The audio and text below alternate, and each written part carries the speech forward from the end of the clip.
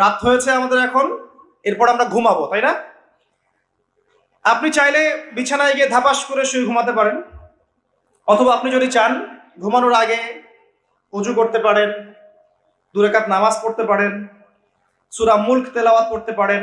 সূরা মুলক আপনাকে কবরের আযাব থেকে বাঁচাবে ইনশাআল্লাহ।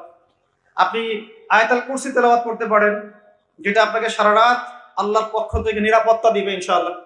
আপনি চাইলে সূরা বাকারার শেষের আয়াতগুলো পড়তে পারেন, শেষের 3টা আয়াত পড়তে পারেন, সারা রাত ইবাদতের নেকি পাবেন ইনশাআল্লাহ। আপনি চাইলে 33 বার সুবহানাল্লাহ, 33 বার আলহামদুলিল্লাহ, 34 বার আল্লাহু আকবার পড়তে পারেন। আপনি চাইলে সূরা কাফিরুন পড়তে পারেন, যেটা আপনাকে শিরক থেকে বাঁচাবে। আপনি চাইলে সূরা ফালাক, নাস, ইখলাস পড়তে পারেন। এই কাজগুলো করেও আপনি ঘুমাতে পারেন। অথবা এতটুকু বলতে পারেন আল্লাহুম্মা বিইসমিকা আমুতু ওয়া আহইয়া। এবার আপনি যে সময়টুকু ঘুমিয়ে আছেন, এই ঘুমন্ত সময়টুকু